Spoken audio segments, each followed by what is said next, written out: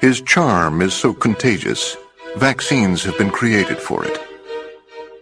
Years ago, he built a city out of blocks. Today, over 600,000 people live and work there. He is the only man to ever ace a Rorschach test. Every time he goes for a swim, dolphins appear.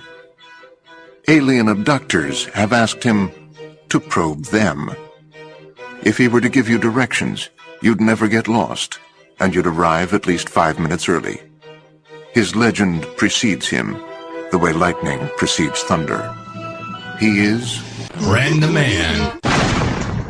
The most interesting man in the world. RPM Radio.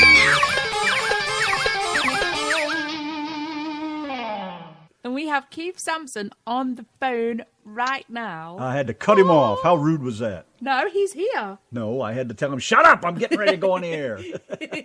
We can start talking now. Good evening, Keith Sampson. Good evening. Hello. Thank you, guys. No, thank you. But just stop using the word perfect in the same sentence as our name, and you'll be all right. Okay, you got it. So what's the good word out there on the big open road? Stationary for now. That's a good word. How'd that happen? Well, we don't unload till tomorrow, so we get to come over here and sit on Sunday nights. Are you anywhere interesting? No, just in the truck. I kind of meant what part of the country. Oh, over in Alabama. Oh, that's not too bad then. At least you're in the South. Yeah. I always preferred trucking in the South than the North any day, or the East for that matter. Yeah, we don't go east of Ohio anymore. That's just too much. Tolls is too much. Just too much traffic. Just too much everything. Well, like I think I told you, if it wasn't, it was somebody yesterday that I was born and raised up there in Northeast Ohio, and I moved down here to Texas, and I'll never leave. I'll never go back up there, ever. Yeah, we lived in Texas for a while, about 7 years out there around Denton County, out there over by the Texas Motor Speedways, actually. Yeah, it's about 40 miles from us, 40, 50 miles. Oh, cool. Yeah, we're about, 20 miles, 15 miles south of the Oklahoma border, depending on which part of the river you're talking about. We're not far from Sherman here. Never mind locations, anyway. You need to tell us about this rather suspicious photo that I received this afternoon. You had your leg up on the table, you had a Coca-Cola can on the table, and some popcorn. And now you know what puts me to sleep. Also saw a little dog curled up there at your feet, too, didn't I? Oh, my Yeah. She was there. She likes getting up on that blanket. Anything you lay down, she'll get on a shirt, even a napkin. She'll just get up and lay on it.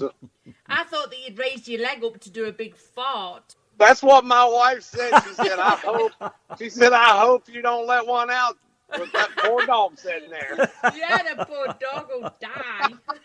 Well, that's why the dog's brown. It used to be a white dog. No burritos for a nap. That's right. Oh, dearie me. Well, tell us about this music you keep putting out here. It's some good stuff, son. I like all that. What do you got? Where's that come from? Deep in the soul? Thank you. Yeah. I mean, I get a lot of influences from, driving out here, doing what we do for a living, and a lot of, friends and family seeing and hearing about different situations and stuff. And it just comes to me while I'm driving, and, I just kind of pick on the steering wheel with my fingers until I get to where I can stop, and then I'll pull out my guitar, which I normally carry one with me. I don't have it this week, but then I'll sit down and try to put it together, and that's where it all comes from. Miss Vicky help you out with some of those songs? No, she actually writes poetry. She's my biggest critic. She'll tell me if it doesn't sound right or doesn't sound this or that. But I've tried to take her poems and write a song, and I just haven't figured out how to do that yet. That just blows me away. Oh, you'll get it eventually, I'm sure. Where you do your recording at? The sound is awesome. That Bill Weaver, friend of mine, turned me on to this guy down there in Georgia, Covington, Georgia, tune designer, and they record some awesome music. It's live bands, it's live performances in the studio. It ain't no digital, nothing. It's real drummer, bass player, lead guitar, piano. I mean, they steel guitar, banjo, they do it all. Yeah, I've heard that from that Brit Billy. He's got a pretty damn good sound going there too. Yeah, that's the man. That company is awesome, and you send them your tracks of what you play, and they put it together, and then they collaborate with you, and they call you and make sure this is what you want in it, and this is the way you want it to go, and and they put it together and send you the tracks, and if you don't like it, they'll change it. If you like it, then recording it, they do the mixing and mastering and everything. Yeah, there's a guy in the chat over here with the same name. He's called Bill Weaver, and he says that Keith Sampson is a good man. Hey, that's a good man, Bill. I do have a question though. Bill Weaver wouldn't tell us this, but does he have a translator that he has to take around with him just so people can understand what he's talking about? Well, I don't know if he has one with him, but if he's looking for one, I'll do it for him. That ought to be a riot. Yeah, not that they're going to understand me either, but hey, that instead of not understanding one of us, they could just not understand either one of us. Well, you said you've been trucking for 30 years, and I know you have that song called 30 Years, but number one, how'd you get into trucking, and how'd you get into music? I got into music when I was about 8 years old. I used to stand in front of the TV with a broom playing it when I was like 6 or 7. And then my uncle bought me a guitar because he played the guitar and stuff. And he bought my first guitar. And then I just started watching him and mimicking him, what he was doing. And my mother had a piano, and she would play gospel songs. And I would sit after she got done, and I would try to do exactly what she did. And that's kind of how I picked it up. Was just watching and listening to people, the two people that was around me that was actually playing some kind of an instrument. Well, I wonder how that works. I used to do that, and I can't pluck a note. Well, I was persistent. I kept, every time he came around with a guitar or something, I would pull on his shirt and make him sit down and show me what string he was hitting. And then all of a sudden I picked it up, about 13 years old, I actually learned how to play a whole song. And Johnny Cash was my first song, Folsom Prison Blues. I hear that train coming. Oh, way to be. Now, how'd you get into trucking? That run in the family? No, I got into trucking. I was working in a steel mill back in West Virginia in 1986. And I was a steel stripper. And what that is somebody, they brought the steel auto racks into our shop. And I would take the torch and burn all the lettering off of it and everything. And they, strip them down and rebuild them. Well, in the wintertime, it was a pretty cold place and I had asthma. So I couldn't take the cold temperature inside the warehouse. So they asked in the break room one day, does anybody know how to drive a truck? And I raised my hand and said, I do. And they said, load it up and follow me to the plant. And I did. And I've been stuck with it ever since. And it took me probably about 3 trips before I got all the gears, but I did it. What kind of truck was your first truck? It was a Ford CL 9000 cab over. Oh, my 13 God. Speed. Yeah, I was sitting up above other cab overs. I know. I run one of them one time. I know what I don't like going around a damn corner in them. I know. The whole cab tilts. That's a beast. Yeah, that's crazy, that air ride crap like that. It scared the death out of me first time I went around a corner with one. But that was a great experience. And I moved, and moved out of there, drove for about 6 months. Then I went off and started pulling a gasoline tanker down in Florida. That's kind of where it all started. Oh, I always stayed away from that kind of thing. Bill said he never knew that you was a stripper until now. Exactly, a steel stripper. I don't even know what that means. I do. That means you test those poles when they manufacture them. Make sure they're strong enough to hold those big gals up. That's right, them ones with them big yoga pants. So in other words, he is a pole dancer. Yeah. A singing, trucking He's a pole stripper. I said one day I was going to open me a club and we're going to call it the Chunkendales. And I'm going to get all my friends together and we're going to do this. So when you pay Bill Weaver his $900 an hour, you being his translator, do you slip money in his thong? Well, yeah, he's going to have to gain some weight. He's going to have to eat some more bologna sandwiches or something. He just ain't big enough yet. Oh, there's a sight for sore eyes. Oh, hell. So what's your inspiration for all this music? Just what you see and what you breathe and what you live? Yeah. I mean, the road gives me you have a lot of time to do a lot of soul searching, and thinking out here. And I mean, the things come to me. Sometimes I can pass a street sign and see a phrase or something on a sign or see a family that's driving in a car that's doing something that might even trigger a song about, playing around on the road or something. It just comes from everywhere. Next thing, there'll be a song about the Yankee and the Brit show. Oh, jeez. Hey, I can do that. Nobody's honored us with that yet. Go for it. Okay, well, good deal. What's your song Heroes all about? That's a song I kind of wrote. There's someone there, it's about kids kind of overhearing too much stuff at home, and their parents sometimes don't hold back on what they say, and that's where the inspiration for that come from, is because just the simple fact that sometimes people have loose lips and they say too much in front of their kids, and they obviously think that the kids don't hear that, but they do hear that, and they know what's going on. They hear more than we think they do. Exactly right, and that stuff sinks in, and they hold on to that for life. I mean, that's too much. Yeah, I got all your songs loaded up here, and I didn't know Donna was sneaking you in early. I was going to play some beforehand, but I guess we'll get a few in there after. That's the whole point of sneaking him in early. I gave him the back door key and said, let yourself in. Yeah, she just opened the window and said, climb on in. Sorry, there's no beer in the fridge. You're on your own there. Oh, man, as long as you still got some M&Ms left, I'm good. Oh, baby. Are you kidding? There's enough here for 400 people. I could bath in these M&Ms. Oh, that song, Our Stage. What's the story on that? That's about, I wrote that shortly after I'd done the trucker talent search and back in 2014, I won that. And then whenever I left there, I started thinking about, singer-songwriters, kind of, drivers that have all this talent that do this stuff. I mean, yeah, the stage is our stage. We like to be up there playing and singing and, entertaining. But, in reality, this highway is our stage. All the singer-songwriters, people that's got talent. I mean, no matter what you do, this highway is our stage, because this is our life. And what was the other one? The 30 years, is that just about all the time you've been out there on the big road? No, that was actually a song. I was actually driving through Texas when I wrote that, and I just started. It was off of a billboard sign that I had seen that was driving through Texas, and it was talking something about, being here for the next 30 years or something like that. And then it triggered that 30 years just kind of stuck in my head. And I started thinking, man, wouldn't this be a cool story about a guy meeting a girl, just going out to hang out with his friends, that meets this one, and then she's like the one for life, and then they grow up and have kids, and they plan to be together for 60 years. So that's where that came from. Wow, that's right up there with my mom and pop. They're going 60 on 60 years. You get less for murder. Yeah, this is true. Leave it to the Brit. Yes.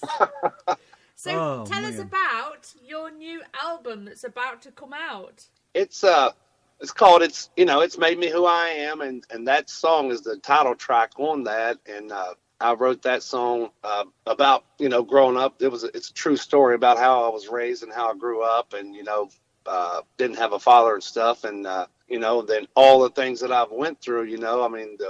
From the bad to the good. I'm on the good side now.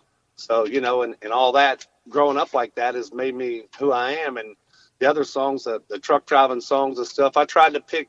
I've got about 40 or 50 songs that I've written, and I tried to pick the best 12 out of them there that I wanted to put on the album. Some combination of some country songs and trucking songs, and that's what the album is. It's a kind of combination of both. I didn't want to load it up with one or the other. I kind of wanted to put a little bit in there, so when I go to do the next album, I can kind of do the same thing. Tell us about The Woman Behind the Man. I recognize that title. The Woman Behind the Man. That was a title that I had heard that saying on the radio. Two people was talking, and somebody said, because of talking about women, how most women at home stay at home and do everything while the man's out on the road, or this and that, and how they have to cut the grass and fix the car and do everything while the husband's gone, or vice versa. And that's where that influence of that song came from. It's kind of honoring all the women that stay home while we out here, drivers, travelers, salesmen, we're all kind of in the same boat, being away from home. And the woman at home is the strong one, has to take care of everything while we're all gone. So that's where that one came from. Yeah, and boy, that's a strong woman to hold that role, ain't it? It is. It takes a special breed to do that there. I mean, I run team with my wife, so I'm fortunate enough to have her with me. But for the most part, those the women that stay at home, they've got it all to take care of. How do you manage to? I don't know how do you manage to get along with each other all these years, sitting in that little space day in and day out? That's different. I mean, it's a challenge. Also, it's fun whenever, like I said, at first it was fun, and now it's a job, it's a business. But we still find stuff to talk about. We still communicate good, and we've got a good sense of humor. I mean, she has to be married to me for 25 years because this wouldn't have worked. I'm sure she needs a medal the size of a dustbin lid.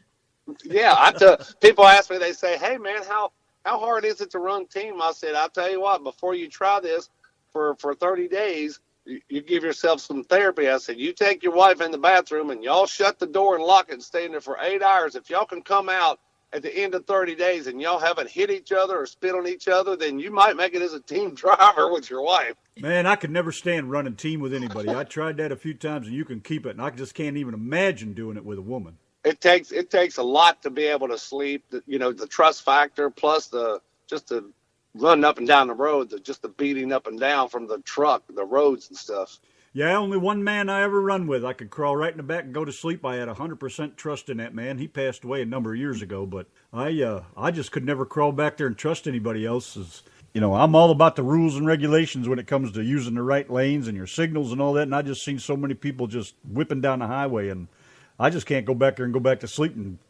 Yeah, it's a nerve-wracking experience, especially when, we used to pull a tanker, and she was crossing the scale one time, and that was a smoothbore tank, and she hit the brake. When they gave her the red light, she hit the brake, and then they give her the green. She let off, and that stuff slammed. It threw me out on the floor. I woke up. I was rudely awakened, and I was really PO'd when I got up. As soon as you said she hit the brake, I knew where that was going. Yeah, where I ended up, in the floor. Yeah, I hear you. Yeah, I did that tanker thing. I hauled sludge out of Ford plant in Avon, Ohio, up to Michigan to a dump up there. And I tell you what, I learned a lot using that thing, and that had baffles in it, but I learned a lot real quick. Oh yeah, you learn. You change your driving habits around. You will adjust to that, or it will junk you. It'll teach you some patience. I'll say that much for it. Absolutely. Something I don't have. Well, that's pretty good. I don't know whether to talk to you about trucking or music. You got so much to talk about in either one, so wasn't expecting all that. It all runs together. It's all, to me, it's kind of all one thing, I mean, the music and the trucking. It's the truck. I've always had an interest in music, so I've always, wanted to write my own songs and stuff. And then the trucking part of it, I think it just it clears my head, gives me time to think. Every song I've ever written, I've written in our truck. I've never written a song sitting at home or in a chair, at a house or out in even a field. I've wrote them all in the truck. I was going to ask you, do you have your own home? Yeah, we have a place in Tucson, Arizona. Like I said, we used to live in Texas. Then we moved out last year, moved out to Tucson, Arizona for the job that we do. And we brought her, her mother and stepfather down with us. They used to live in Delaware, so they're out there in Arizona now. And so we're kind of all out there. But yeah, we get home 2 or 3 days a week, depending on if we get loaded or unloaded on time. But for the most part, we get back to Arizona every week. Now, you're talking about your mom and dad. Your mom and dad? No, my wife's mom and dad. Did they grow up and spend their whole life up in Delaware? Yeah. They've. I think she's from Jersey, but Paul, my father-in-law, I think he was born and raised there in Delaware. Well, I'm just curious. I've never had a chance to ask anybody this, but how did her dad take it, moving from everything he ever knew to moving out there? It wasn't easy at first, and I'm sure he was a little apprehensive about it. But once he got there and seen that it's pretty much cut and dry. Everything is pretty much kind of family oriented with us, and Janet, his wife, of course, and and they just love it now. I mean, it took a little adjusting. I'm sure I asked him a couple times, and he's told me, he said, I never thought I'd do this move, but I'm glad I did. And I said, I was actually surprised if you was ever going to do this, because I was, being born and raised in a state that you've lived for 75, 78, years. It's kind of hard. That's a hard adjustment. Well, that's why I asked, because my dad, I think he's still having issues with up and leaving everything he's ever known, the house he built from scratch, from the ground up, and the property we raised and lived on, and he plowed and tilled and planted, and I think it's still taking a little bit of toll on him. He's coming around, but man, it's been, 4 or 5 years now. He's still, boy, if you mention Ohio, I should have never left the place, so. Yeah. It blames it on you, right? Well, maybe if he does, I don't know that, but I know he blames my mom for it. Oh, yeah. She said, if my boys are living in Texas, we're moving to Texas. And sure enough, here they come. Oh, yeah. Yeah, it's quite an experience. I never had a chance to ask anybody that. I just wondered if that was just him or if a lot of other men had a hard time. No, I think it's the way it is. The older you get, the more you stay attached to something, even if it ain't what you think is best for you, you just don't want to let go of that. I mean, I've had a hard time leaving West Virginia, but I knew I wanted, different things, so I had to move. I had to go. Yeah, I guess it was easier for me because when I was young, my first move from where I lived out in Ashtabula up there in Ohio was to Cleveland. And then I ended up in Kentucky for a little while and then Nashville for a little while. And, then being on the road for 20 years, getting used to being gone from home and, the divorces and everything. And I guess I got pretty easy with it. I come down here and about the first month or two was a little creepy, but after that I was all right. Yeah, the truck driving, I think that being gone like I was from home, it was easier to adjust being gone the way I was. If I would have, been there and had a local job or something, that might have been a difficult move to just pack everything and move to another state. But since I was gone, it made it easier because I was used to the traveling, the highways and stuff in different states. You got any hobbies or anything when you're home?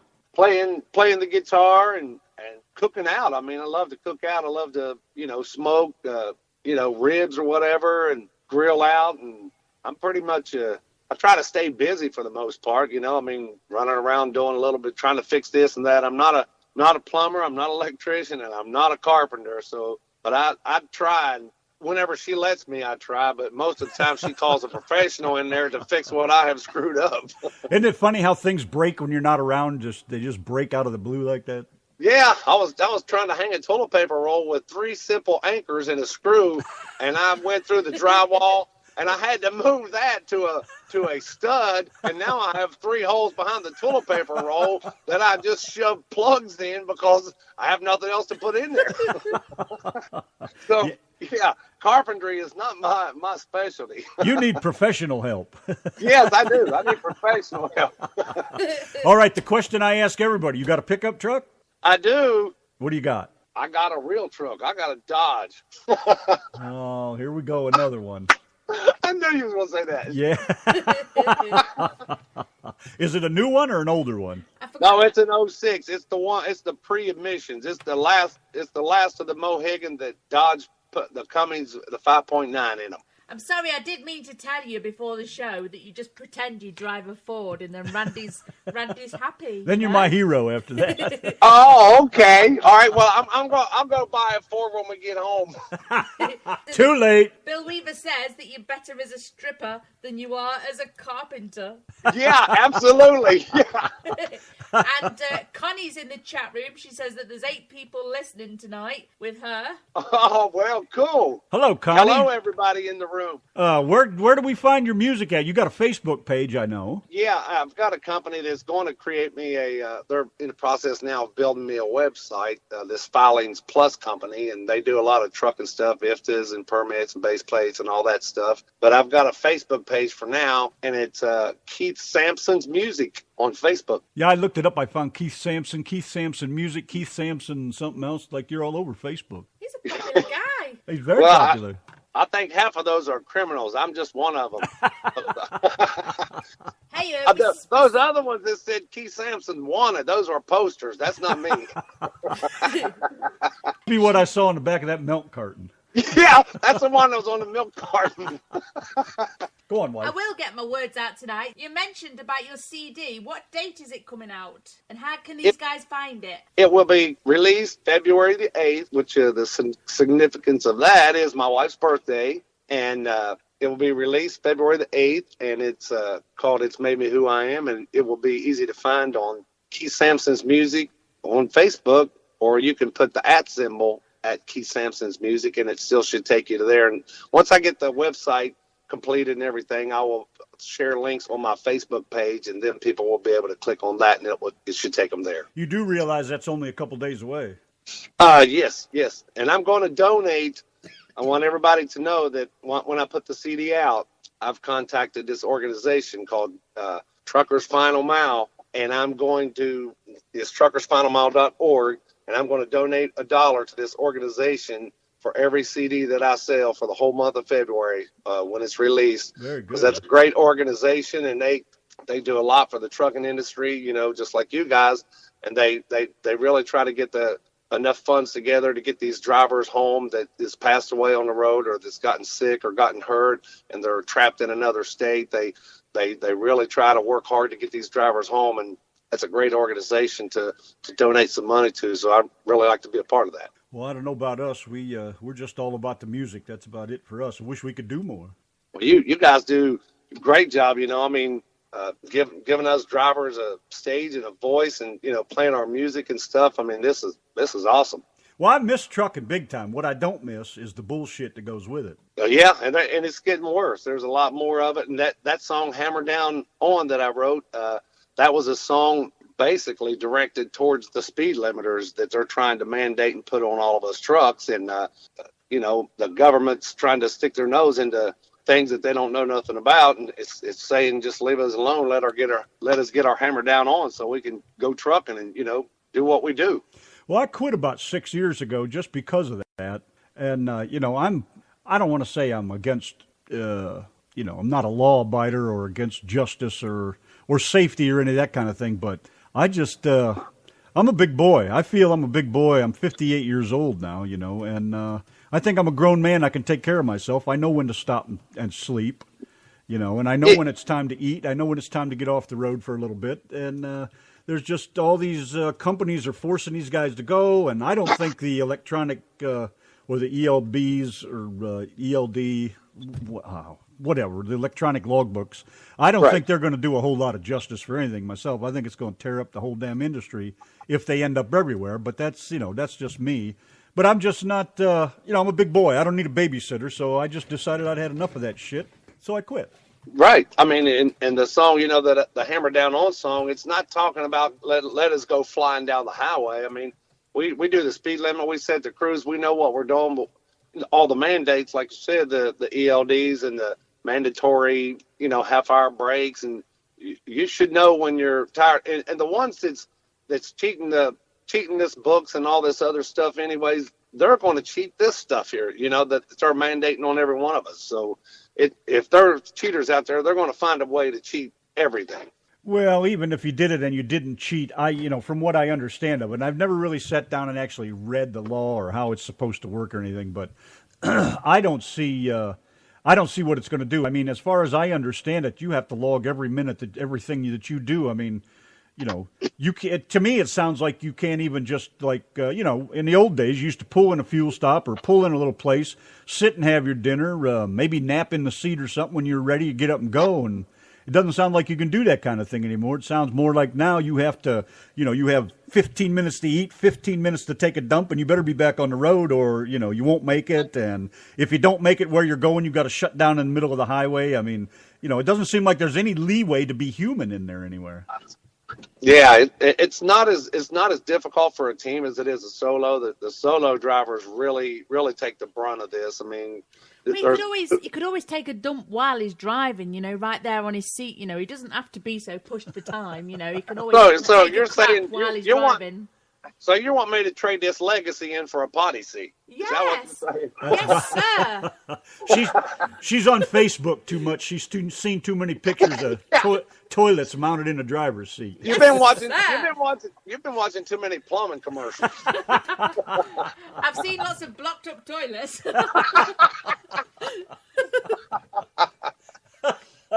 Hey, look who's in the chat room. A young man called Will Sampson. That would be my son. Well, And he's welcome, Will. And he's got a very Hello, dirty William. truck. Randy's going to love your son because he's got a dirty truck. You know, Randy loves it when people get out there in the truck and get all muddy. Yeah, but look what kind of truck it is. What kind of truck is it, Randy? It's a Dodge. Like father, like son. I got to tell you, though, man, I give him credit for getting it dirty.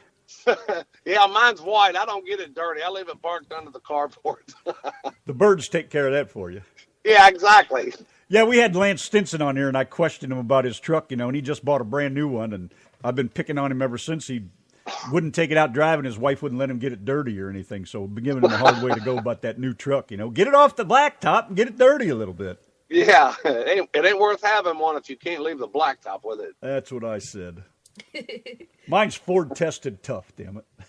There you go. Oh, it is, too, the way I beat that thing. That's what I buy them for. I buy them to work them. I don't buy them to sit and look pretty in the driveway. That's right. So that was really tough tested. Will says, we love playing in the mud and we love real trucks. Love Dodge. It looks good when it's brown. Looks good when it's brown, but it also comes in black. That's not from having a toilet mounted in the driver's seat, is it? I tell you, I have all the best ideas, but nobody listens to me. You got to speak English. Oh. So we was talking today in the Facebook chat about next Sunday. What exactly do we have planned for next Sunday? Yeah, Steve Hickman, man, he's another great singer songwriter. He lives over in Indiana. I've never met him in person, but we've chatted and stuff on the back and forth on Facebook, and you know we've shared videos of each other's playing music and this and that. And he's just got an awesome style about him, just his tone of voice. I mean, he's got that deep kind of baritone. Oh yes. You know that voice. You can't buy that kind of voice. And man, he's just good in his writing and singing, playing, and he really enjoys what he's doing, and you know, and he's kind of like all of us, you know, me, Bill, and Tony, and everybody else, Brad, and he just, you know, I mean, he wants you to. He's just got his own style. He puts his own twist on the things, and it just works. It sounds great. Oh, yeah, he sounds fantastic. Donna had said you mentioned him, so we jumped right on YouTube and looked up a couple videos. Like, wow, check out that voice. Yes. Yeah. Oh, yes, he's got it going on, hasn't he? Definitely. Yeah, you wouldn't expect that kind of voice coming out of him. I mean, I didn't when I first watched his first video. I'm like, whoa, holy cow! Yeah. Will says, Dad's a good man, and I'm proud of him. Oh. Well, thank you. I'm proud of you. See, that's easy to say when you can type it, but say it to your face is a lot harder. Yes, it is. So I'm gonna have to get to Indiana, or he's gonna have to come over here to Alabama. Nothing wrong with coming to the South, son. That's the best place to be. That's right. Like the way we do it in the South. Well, what do you think, Britt? Move on and get some tunes in here before Yes, UTA gets on here? Yeah, we're going to play some Keith Sampson tunes, guys and girls. Get some of these tunes out there, because the CD is flipping awesome. What is that they call Steve? They call him Hickstick? Yeah, I think his last name's Steve Hickman, but he goes by Steve Hickstick. Yeah, I like that. I saw that on his video. That's good. That's a good sense of humor right there. Oh, Hickstick. Gotta love it. All right. Well, I guess we'll cut you loose for now if we're going to have you next weekend. And we'll get you and Steve Hickman both on here, and we'll have us a party. Okay. Well, thank everybody for showing up, for listening to the songs and the interview, and especially my son and my granddaughters, Savannah and Bailey. And thank everybody else for showing up, and we will see you next week. Don't forget your wife now. She's in there, too. Hey, look, That's right. there's Sally Fields in the chat. She says she's drinking a beer for you. Sally Fields. Oh, The Flying Nun? Flying nun? I'll explain it later, British girl. No, tell me now. The What's Flying this about Nun. a flying nun. The Flying Nun was a TV show. I told you about it. She had the hat on. I showed you videos of it. She would fly and all that stuff. Never mind. Now she's drinking beer, a beer drinking nun, as well as flying. tell her to drink 2 of them for me. And hang on to your hat. All righty. Well, thank you, sir. We're going to kick it off here with Hammer Down, and we'll go from there. Well, thank you guys so much. Yes, sir. And happy birthday to your wife, too, and good luck with that happy CD. Birthday. Thank you. Oh, you're welcome. Didn't know you was sneaking around the background over there. Hey, I'm like American Express. He never leaves home without me. That's because she has my American Express. That's what I was going to say. He'd starve if you wasn't there. Hey, I like your style. All right, y'all be good and truck 'em easy. All right, thank you guys. Yep, night-night. Bye.